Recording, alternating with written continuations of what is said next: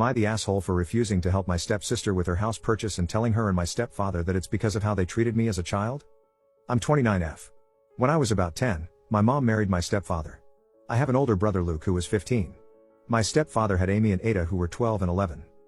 We didn't come from a privileged background. My mom was a minimum wage worker and my dad was absent. Our stepfather had a very good income. Their deal was that they wouldn't combine finances, and they would each contribute equally to the household, and then each takes care of their children with their spare money. So my mom never had anything for us, and my stepfather was spending big on his kids. This included holidays which Luke and I were excluded from. Stepfather would pay for mom, but not us. Luke and I also shared a room even though Amy and Ada had their own rooms and we had a guest room, because stepfather insisted that he was paying more towards the house so my mom's share would only get her one room for the kids. Luke and I were constantly teased for this situation by the three of them as we grew up. My mom always said that we should be thankful because if it wasn't for our stepfather we would not be living in a nice home in a good neighborhood.